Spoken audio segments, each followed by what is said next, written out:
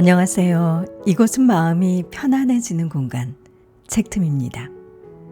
구독과 좋아요, 알림 설정은 저에게 큰 힘이 됩니다.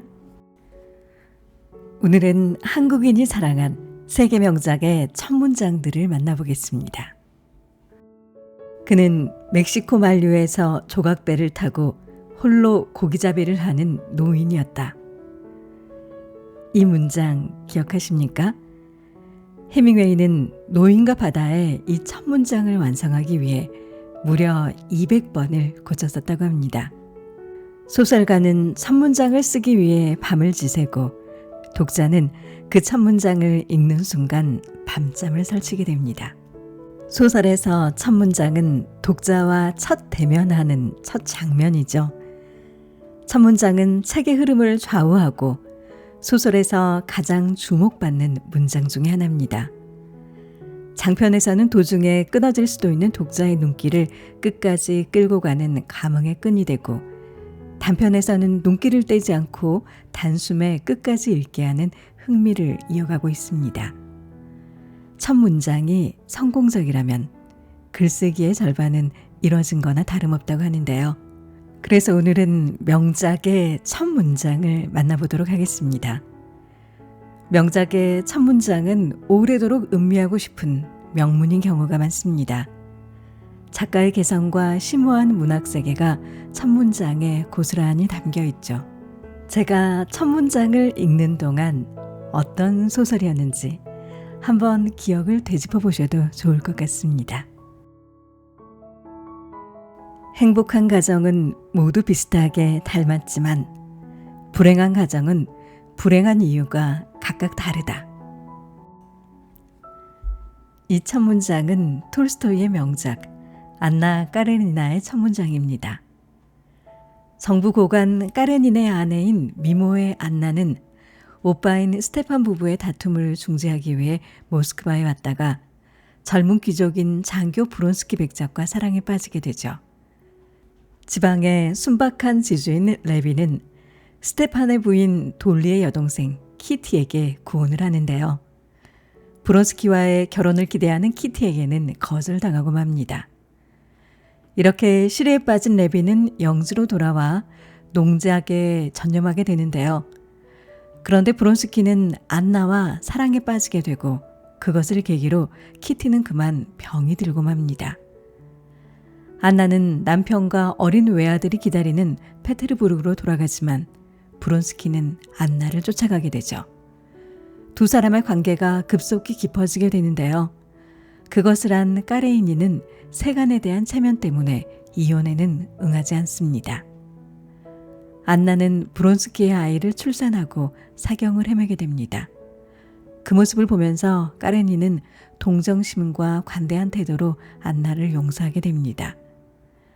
그 관대함에 놀란 브론스키는 권총으로 자살을 시도하는데 미수에 그치고 그 후 브론스키는 은퇴하고 건강을 회복한 안나를 따라 외국으로 떠나게 됩니다. 귀국한 안나는 브론스키와의 허락되지 않은 사랑 때문에 사교계에는 들어가지 못하게 되고요. 브론스키의 영지에 머무르면서 생활을 이어가게 되는데 안나의 이혼은 생각만큼 쉽지 않았습니다. 까레이닌의 반대와 또 외아들을 빼앗길지도 모른다는 안나의 두려움 때문에 좀처럼 진행이 되지 않았는데요. 이런 자신의 처지에 불만이 많은 안나와 시골에서 농장 경영에 열중하면서 소일거리를 찾는 브론스키는 계속 다투는 횟수가 점점 늘어나게 됩니다. 안나는 브론스키 애정이 다른 여성에게 있는 건 아닐까 의심도 하게 되죠. 그리고 브론스키에 대한 안나의 복수는 기차에 몸을 던지는 것이었습니다. 이건 두 사람이 처음 만났던 날 기차역에서 사람이 치인 사건을 떠올리게 합니다. 그때 그녀는 이렇게 말했었죠. 불길한 징조예요. 그 불길한 징조는 결국 자신의 죽음으로 이어지게 된 겁니다. 한편 톨스토이의 세계관을 표현하고 있는 듯한 레비는 병이 치유된 키티와 결혼해 영지의 농촌에서 신혼생활을 시작합니다. 그리고 형의 죽음을 계기로 인생의 의의에 대해서 끊임없이 고민하게 되는데요. 레비는 키티와 아이도 얻고 행복한 가정을 이끌면서 사람은 타인이나 신을 위해 살아야 행복을 느끼게 된다는 생각을 갖게 됩니다. 안나 까레리나의 마지막 문장은 레빈의 말입니다. 그러나 이제야 내 온 삶은 나에게 일어날 수 있는 모든 것을 초월하여 그 삶의 매 순간이 이전처럼 무의미하지 않을 뿐만 아니라 내가 나의 삶에 부여하는 의심할 나위 없는 선의 의미를 지니게 되리라. 지금보다 어리고 민감하던 시절, 아버지가 충고를 한마디 했는데 아직도 그 말이 기억난다. 누군가를 비판하고 싶을 때는 이 점을 꼭 기억해 두는 게 좋을 거다.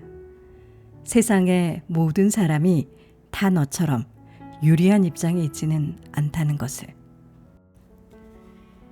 이 문장은 피츠제럴드의 위대한 개츠비의 첫 문장입니다. 1925년 작품이고요. 20대 중반에 거부가 된 개츠비의 화려한 생활과 사랑을 그린 작품입니다. 개츠비에게는 데이지라는 연인이 있었습니다. 개츠비가 전장에서 돌아왔을 때 데이지는 톰과 결혼한 상태였죠. 개츠비는 톰이 부자였기 때문에 데이지가 결혼을 했다고 생각했고 자신이 부자가 되면 데이지는 반드시 돌아올 거라고 믿습니다. 그래서 닥치는 대로 일해 20대 중반에는 상당히 많은 재산을 모으게 되죠. 개츠비는 부자가 된 자신의 모습을 데이지에게 보여주기 위해 데이지가 사는 마을에 대저택을 구입합니다. 그리고 매일 밤 성대하게 파티를 열죠. 데이지의 육촌 닉을 통해 데이지와 재회하게 된 개츠비는 데이지의 태도를 보고 사랑을 되찾았다고 확신을 합니다. 데이지, 톰과 함께 뉴욕으로 가는 개츠비는 그곳에서 다시 사랑을 되찾으려고 했지만 지난 일은 어쩔 수 없다는 데이지의 답변만 듣게 됩니다. 다음 날 개츠비는 톰 내연녀의 남편에게 사살당하게 되죠. 데이지가 톰의 내연녀를 차로 치워 죽였는데 그 차가 개츠비의 것이었기 때문에 개츠비가 죽였다고 오해를 한 겁니다. 개츠비의 죽음을 알게 된 닉은 곧바로 데이지에게 알리려고 하지만 그녀는 이미 여행을 떠난 뒤였습니다. 이 위대한 개츠비의 마지막 문장은 이렇게 끝납니다. 그리하여 우리는 조류를 거스르는 배처럼 끊임없이 과거로 떠밀려가면서도 계속 전진하는 것이다. 실제로 이 소설을 쓴 스콧 피츠제럴드는 1920년대부터 미국 동부와 프랑스를 오가면서 상당히 호화로운 생활을 했고요. 그 기간에 신문과 잡지에 많은 단편소설을 발표했는데 그 중에는 벤자민 버튼의 시간은 거꾸로 간다도 있습니다. 국경의 긴 터널을 빠져나오자 눈의 고장이었다. 밤의 밑바닥이 하얘졌다. 신호소에 기차가 멈춰섰다. 그 유명한 가와바다 야스나리의 설국의 첫 문장입니다. 이 소설의 첫 문장은 정말 유명하죠. 일본 문학 도입부의 정수라고 불리기도 합니다. 이 소설은 가와바타 야스나리가 1935년부터 12년 동안 집필한 작품으로 근대 일본 서정소설의 고전이라는 평을 받고 있습니다. 설국의 실제 무대가 니가타 현 에치고의 유자와 온천이라는 사실이 나중에 밝혀졌다고 하네요. 일본어 설국은 눈이 많이 오는 고장이나 그 지방을 일컫는 말이고요. 가와바타 야스나리는 아시아에서 두 번째로 노벨 문학상을 받았습니다. 이 소설의 간단한 줄거리도 소개해 볼까요? 무이도시카는 부자 한량 시마무라는 설국을 여행하다가 게이샤 고마코와 알게 됩니다. 시마무라는 서양 무용에 취미가 있어 간간히 비평투의 글을 발표하는 정도의 일만 하고 있습니다. 게이샤 고마코는 춤선생의 아들 유키오가 병에 걸렸을 때 요양비를 벌기 위해서 게이샤가 됐다는 소문이 있습니다. 그녀는 유키오에게 다가가지는 않습니다. 그리고 또 다른 여인 요코. 요코는 애인 유키오를 간병하지만 결국 유키오가 죽게 됩니다. 시마무라가 고마코와 헤어지고 돌아가려고 할 때 마을의 영화 상영관에서 화재가 발생하고 그때 2층 관람석에서 요코의 몸이 아래로 떨어지게 됩니다. 사실 인물의 개연성이나 줄거리보다는 풍경에 대한 묘사가 굉장히 서정적으로 와닿았던 소설입니다. 정말 이야기를 듣고 싶다면 아마도 가장 먼저 내가 어디에서 태어났는지, 끔찍했던 어린 시절이 어땠는지, 우리 부모님이 무슨 직업을 가지고 있는지, 내가 태어나기 전에 무슨 일이 있었는지와 같은 데이비드 커퍼필드식의 아무짝에도 쓸모없는 이야기들에 대해 알고 싶을 것이다. 하지만 사실 난 그런 이야기들을 하고 싶지가 않다. 이 문장은 제롬 데이비드 셀린저의 호밀바테 파수꾼의 첫 문장입니다. 호밀바테 파수꾼은 작가의 체험을 소재로 쓴 성장소설이죠. 1998년 미국의 랜덤하우스 출판사가 발표한 20세기 영미 100대 소설로 선정되기도 했습니다. 16살의 콜필드는 공부에 대한 의욕을 상실해 네 번째 다니던 고등학교에서 성적 불량으로 퇴학당하게 됩니다. 퇴학을 알리는 교장의 편지가 홀든의 부모에게 도착하려면 화요일쯤은 돼야 하는데요. 홀든은 집으로 돌아갈 용기가 나지 않아 밤기차를 타고 뉴욕으로 도망갑니다. 홀든은 뉴욕의 뒷골목을 떠돌며 오염된 현실 세계와 직면하게 되고 커다란 상실감을 맛보게 됩니다. 첫날 밤은 나이트클럽에서 어른 흉내를 내면서 여자를 꾀보기도 하지만 실패하게 되죠. 호텔에서 여자를 사귀게 되지만 그녀와는 별로 내키지 않고 다른 사람들한테 맞는 일까지 생깁니다. 다음날 여자친구 살리와 데이트를 하면서 도망가자는 말도 꺼내보지만 상대해주지 않아 결국 싸우고 헤어지게 됩니다. 그날 밤은 혼자서 술을 마십니다. 기성세대의 위선과 비열함에 절망한 홀드는 어린 아이들에게 애정을 갖게 되고 호밀밭에서 뛰어노는 아이들의 안전을 지켜주는 파수꾼이 되고 싶어 합니다. 홀드는 여동생 피비 덕분에 집으로 돌아오게 되긴 하는데요. 여동생도 함께 가출하겠다고 합니다.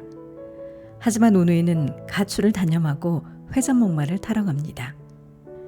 이 책에는 이런 문장이 나옵니다.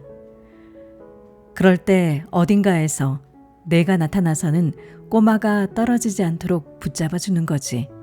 온종일 그 일만 하는 거야. 말하자면 호밀밭에 파수꾼이 되고 싶다고나 할까? 멋지다라니 내가 정말로 싫어하는 말이다. 너무 가식적으로 들리지 않아? 호밀밭의 파수꾼은 진지한 서사와는 조금 거리가 있긴 합니다. 비속어가 많은 데다가 혼전선교나 매춘 등의 장면도 나오기 때문에 책이 출간될 당시에는 상당히 논란거리가 됐습니다. 게다가 몇몇 살인범들이 이 책을 즐겨 읽는다고 말해서 일명 살인자들의 책, 암살자들의 교과서라는 불명예스러운 이름이 붙기도 했습니다. 실제로 1980년 12월 8일 존 레논과 오노요코의 뒤에서 마크 체프먼이 총을 4발을 쐈는데요. 경찰에게 체포될 당시 체프먼은 호밀밭의 파수꾼을 읽고 있었습니다. 책이 출간될 당시에는 미국의 고등학교들은 이 책을 금서로 정하기도 했습니다. 또 많은 시민들도 이 책을 도서관에 비치하지 못하도록 금서 지정을 요청하기도 했는데요. 청교도 전통이 강한 미국 사회가 거부 반응을 보인 것은 어쩌면 당연한 일입니다. 하지만 호밀밭의 파수꾼은 지금은 미국의 교과서에도 실릴 정도고요. 헤르만 헤세를 능가하는 성장소설로 평가받고 있기도 합니다. 국내 대표저자민 교보문고에서는 가장 오랫동안 꾸준히 팔린 스테디셀러가 호밀밭의 파수꾼이라고 밝혔습니다. 2002년 10월부터 2024년 4월까지 이때 판매된 책들을 대상으로 스테디셀러 100종을 뽑았는데요. 호밀밭의 파수꾼이 1위를 차지했다고 합니다. 2위가 헤르만 헤세의 소설 데미안이었습니다. 다음은 그 유명한 노인과 바다의 첫 문장입니다. 그는 멕시코 만류에서 조각배를 타고 홀로 고기잡이를 하는 노인이었다. 그는 84일 내내 물고기를 단 한 마리도 잡지 못했다.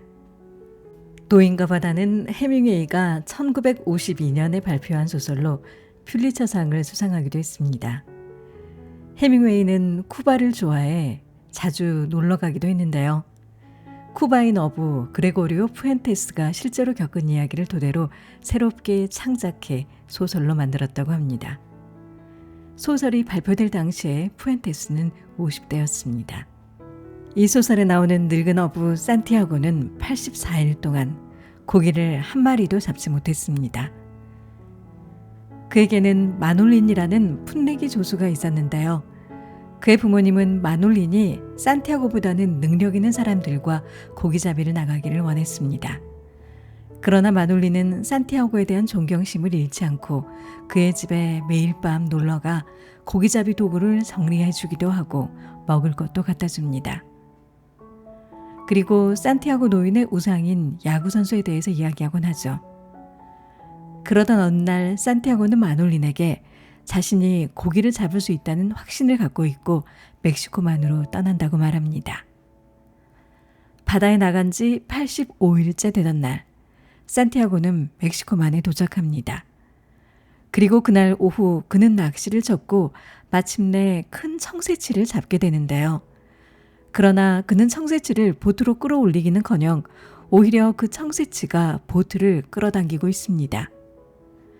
이틀 동안이나 산티아고는 그의 몸으로 그물을 지탱합니다. 지치고 고통스럽지만 그는 청새치를 형제라고 부르며 동정심을 표현하기도 합니다. 3일에 걸친 시련 끝에 청새치는 지치기 시작하고 보트 주변을 돌기 시작합니다.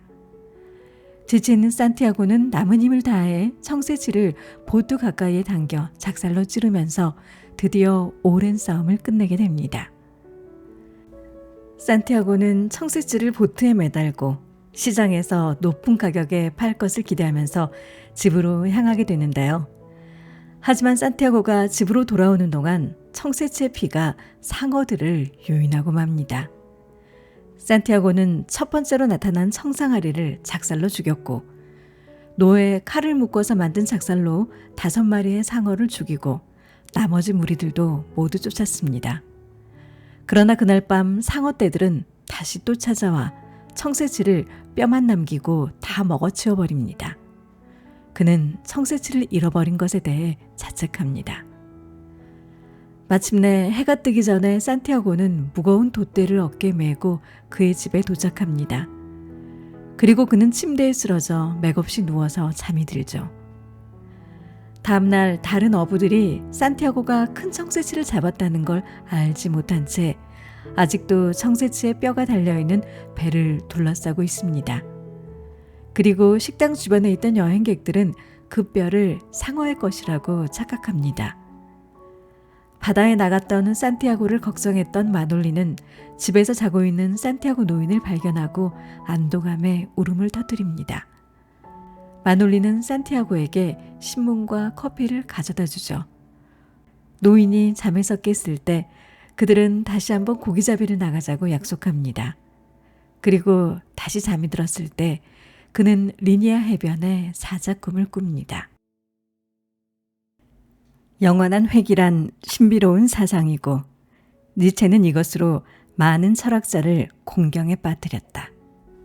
1984년에 발표된 밀란 쿤데라의 이 소설은 사랑에 관한 철학적인 담론을 담고 있는데요. 미국의 뉴스 주간지 타임지는 1980년대의 소설 베스트 10에 이 소설을 포함시켰습니다. 소설의 등장인물을 잠깐 살펴볼까요? 우선 삶의 무게와 획일성으로부터 벗어나 자유로움을 추구하는 외과 의사 토마스, 그리고 진지한 삶의 자세로 운명적인 사랑을 믿는 여종업원 출신의 테레사, 또 자신을 둘러싼 정치적, 사회적 속박으로부터 철저히 벗어나 자유롭기를 원하는 화가 사비나, 그리고 사비나의 애인인 대학 교수 프란츠, 이렇게 4명의 남녀를 통해 서로 다른 색깔의 사랑 이야기를 들려주고 있습니다. 무거움과 가벼움의 차이가 동전의 양면처럼 공존하는 토마스는 테레사와 사비나를 동시에 사랑하면서 자신의 정체성을 찾으려고 하는데요. 토마 씨와의 사랑을 운명적으로 받아들이는 테레사는 끊임없이 다른 여자를 찾는 토마스의 가치관을 이해하지 못하고 갈등하게 됩니다. 그리고 자유분방하고 독립적인 삶을 영위하는 사비나는 그 대가로서 조국 체코의 예술과 아버지 그리고 진지한 애인 프란츠를 배신해야 하는 외로운 존재로 그려집니다. 사랑과 성, 역사와 이데올로기의 소용돌이에서 끝없이 갈등과 반목을 거듭하는 이들은 오랜 세월이 지난 뒤에야 방황을 끝내고 인간의 존재란 참을 수 없이 가벼운 존재라는 것을 깨닫게 됩니다. 이 소설에 나왔던 기억에 남는 몇 개의 문장이 더 있습니다. 그들은 서로 사랑했는데도 상대방에게 하나의 지옥을 선사했다. 그들이 사랑한 건 사실이다. 오류가 그들 자신이나 그들의 행동 방식 혹은 감정에 기인하는 것이 아니라 그들의 공존 불가능성에서 기인했다는 것이 그 증거다. 왜냐하면 그는 강했고 그녀는 약했기 때문이다. 인간의 시간은 원형으로 돌지 않고 직선으로 나아간다. 행복은 반복의 욕구이기 때문에 인간이 행복할 수 없는 것도 이런 이유 때문이다. 역사란 개인의 삶만큼이나 가벼운, 참을 수 없을 정도로 가벼운, 깃털처럼 가벼운, 바람에 날리는 먼지처럼 가벼운, 내일이면 사라질 그 무엇처럼 가벼운 것이다. 밀란 쿤데라는 체코슬로바키아의 브루노의 중산층에서 태어났습니다. 아버지 루드비크 쿤데라는 체코의 유명한 음악학자이자 피아니스트였습니다. 프라하의 카렐 대학에 진학해 문학과 미학 과정을 공부했고요. 프라하의 공연예술대학 영화학부로 전공을 옮겨서 영화 연출과 시나리오도 공부했습니다. 1950년에는 정치적인 간섭으로 잠시 학업과 연구 활동을 중단하기도 했고 이때 반공산당 활동이라는 죄목으로 공산당으로부터 추방당하게 됩니다.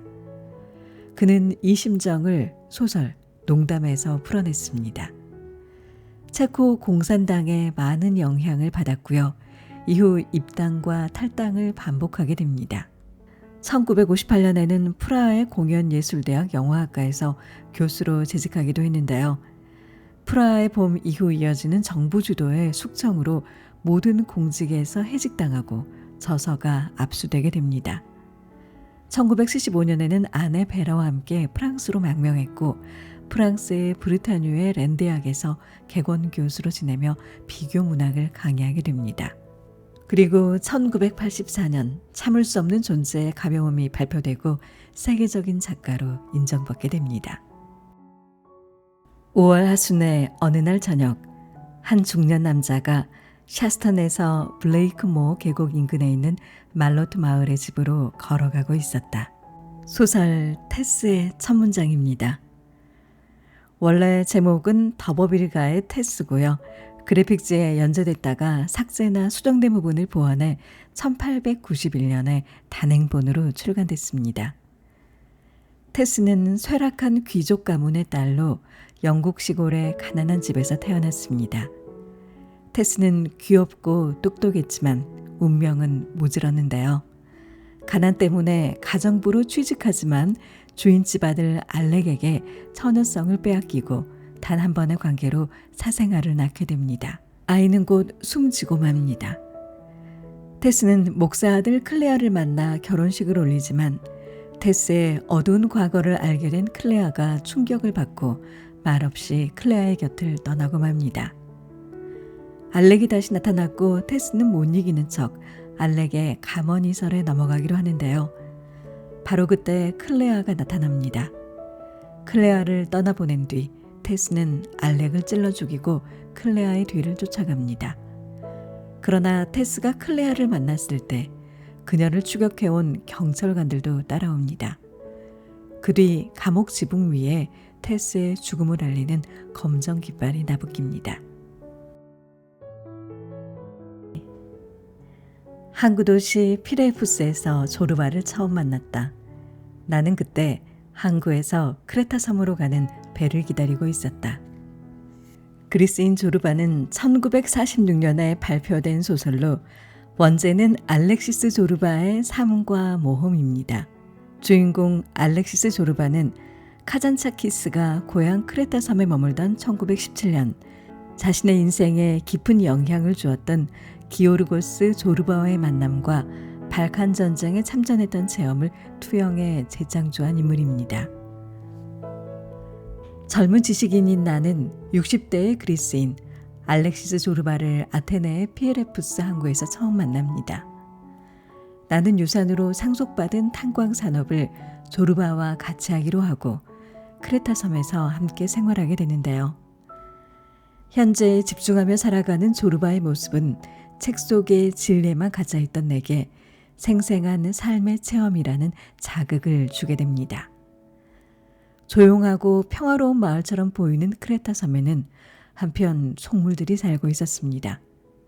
결국 집단적 관계와 침묵이 공존하는 마을에서의 사업은 실패로 끝나고 둘은 빈털터리가 됩니다. 그런데 조르바는 낙담은커녕 양고기를 굽고 포도주를 마시며 시르타키 춤을 춥니다.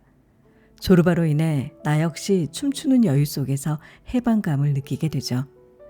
이후 둘은 크레타 섬을 떠나 각자의 길을 가게 되는데요.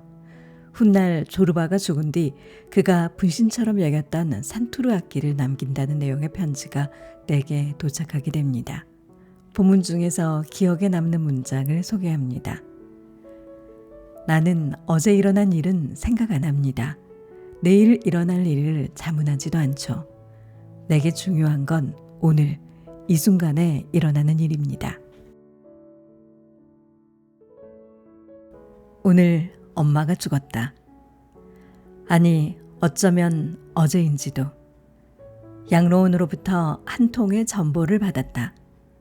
모친 사망, 내일 장례식, 삼가 애도함. 그것만으로는 알 수 없었다. 아마 어제였는지도 모르겠다.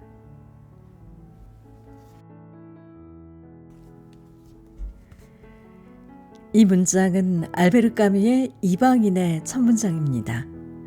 까뮈의 27살 때 작품으로 발표된 건 2년 후인 1942년입니다. 이 소설의 주인공 메르소는 프랑스 식민지 알제리의 수도 알제에서 셀러리맨으로 살고 있습니다. 메르소는 마렌고의 양로원에서 보낸 엄마의 죽음을 알리는 전보를 받고 양로원으로 가게 되죠. 그리고 장례식을 마치고 알제로 돌아온 메르소는 해수욕을 하고 여자친구 마리 카르도나와 희극 영화도 보고 하룻밤을 함께 보냅니다. 그러던 어느 날 메르소는 마리와 함께 같은 아파트에 사는 레몬 친구의 별장에 가게 됩니다.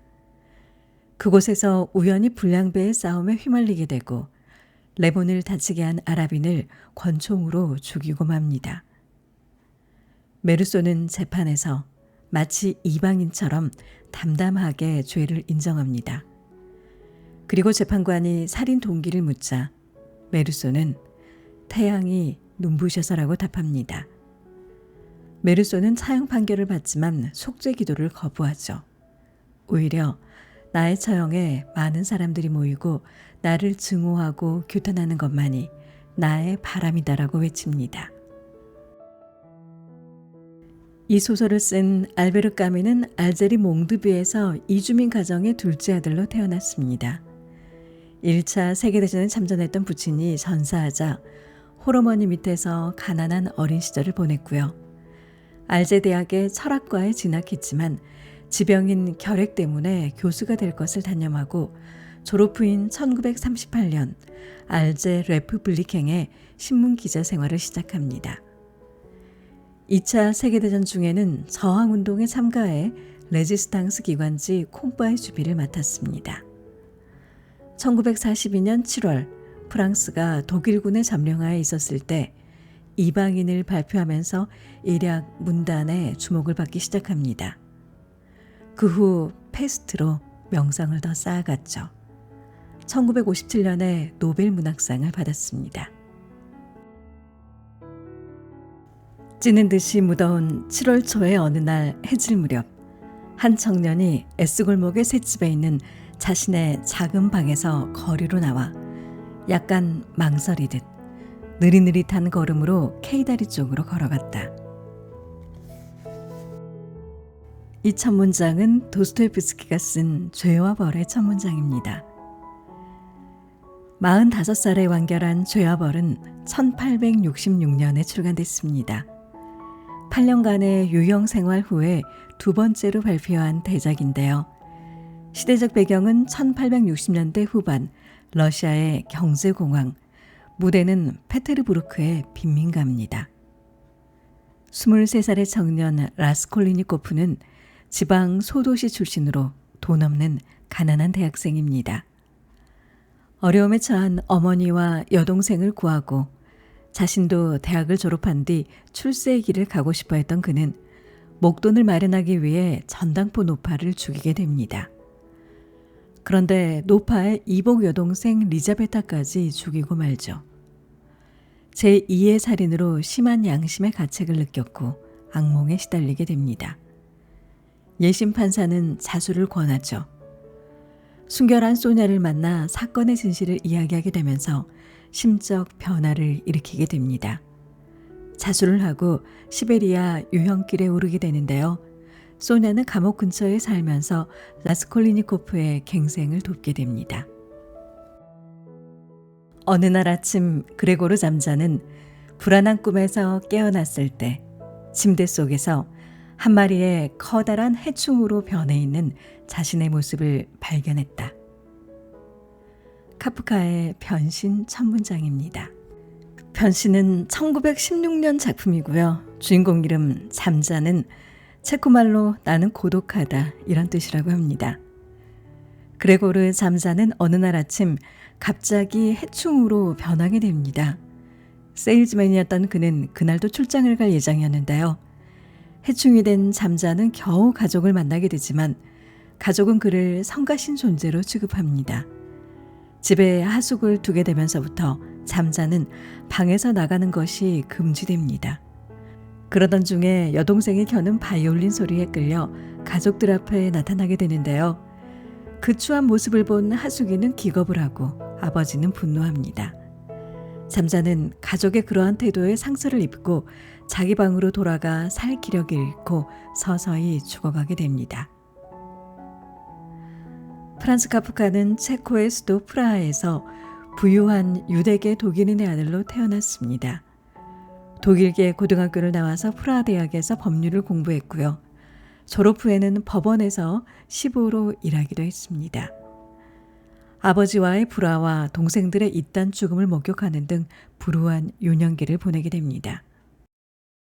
그날 밤 메이너 농장의 주인 존스는 닭장 문을 걸어 잠그기까지는 했지만 술이 너무 취해 닭장의 작은 문을 닫는 것은 잊고 말았다. 조지 오웰의 동물농장의 첫 문장입니다. 1945년 발표된 역사 우화 장편 소설 동물농장은 인간에게 착취당하던 동물들이 인간을 내쫓고 자신들의 동물농장을 세운다는 이야기입니다. 1917년 소련의 볼셰비키 혁명 이후로 1943년 스탈린 시대까지 이때의 정치 상황을 소재로 삼았는데요. 존슨 씨가 소유하고 있는 메이너 농장에서 어느 날 밤 동물들이 모여 회의를 엽니다.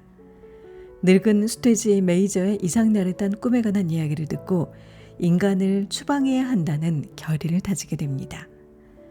혁명을 주동했던 메이저가 죽고 젊은 수퇴지 나폴레옹이 동물들의 중심이 됩니다. 6월에 접어들자 반란이 일어나게 되고 농장은 동물농장으로 이름을 바꿉니다. 동물농장은 여러 해에 걸쳐 번영을 계속하죠. 그러나 돼지와 개를 제외한 많은 동물들이 배가 고프다는 하소연을 하기 시작합니다. 나폴레옹은 인간과 함께 잔치를 베풀면서 돼지와 인간 사이에 협력이 필요하다고 역설합니다. 그리고 농장의 이름을 원래대로 바꿉니다. 본문에는 이런 내용이 나옵니다. 모든 동물은 평등하다. 그러나 어떤 동물은 다른 동물보다 더욱 평등하다. 1815년 샤를 프랑스와 부행분의 미리엘 씨는 디뉴의 주교였다. 그는 75쯤 된 노인으로 1806년부터 디뉴의 주교 자리에 있었다. 빅토르 위고의 레미제라블의 첫 문장입니다. 이 작품은 최종 완성되기까지 10년 이상이 걸린 대작이고요. 1862년에 발표됐습니다. 장발장의 반생을 그리고 있는데 레는 영어로는 더의 의미고요. 미제라블은 비참한 사람, 불쌍한 사람, 불운한 사람이라는 뜻입니다. 동명의 이름으로 1985년 영국에서 뮤지컬이 초연되기도 했습니다. 뮤지컬뿐만 아니라 영화, 극화로도 수차례 만들어져 큰 인기를 끌기도 했죠. 가지치기 일을 하던 장발장은 배고픔에 빵을 훔친 죄로 감옥에 들어가게 됩니다. 몇 번이나 탈옥을 시도한 탓에 추록했을 때는 이미 40살을 훌쩍 넘긴 때였죠. 갈 곳이 없던 그는 주교관으로 향합니다. 주교는 장발장을 따뜻하게 맞이해 줬으나 장발장은 주교의 신뢰를 배신하고 은식기를 훔쳐 달아납니다. 장발장은 바로 잡히게 되고요. 주교 앞에 끌려갑니다. 주교는 오히려 식기는 내가 그에게 준 것이다 이렇게 말해 장발장을 감싸주죠. 감동을 받은 장발장은 정의심을 되찾게 됩니다.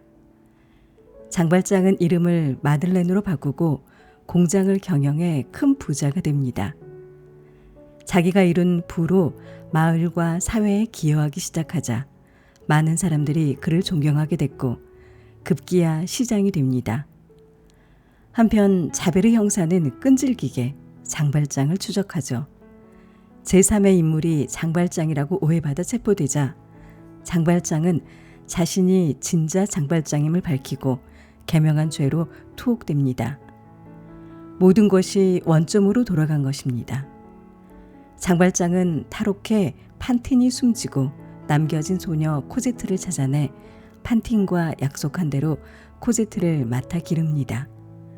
장발장과 코제트는 어느 수도원에 들어가 장발장은 정원사로 일하고 코제트는 기숙생이 됩니다.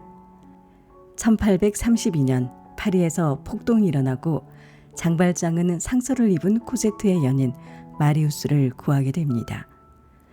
형사 자베르의 목숨도 구해주지만 인간애를 깨달은 자베르는 자살합니다. 코제트와 마리우스가 결혼하자 장발장은 둘의 곁을 떠납니다. 세월이 흐른 후 장발장은 코제트와 마리우스에게 자신의 일생을 이야기하고 숨을 거둡니다.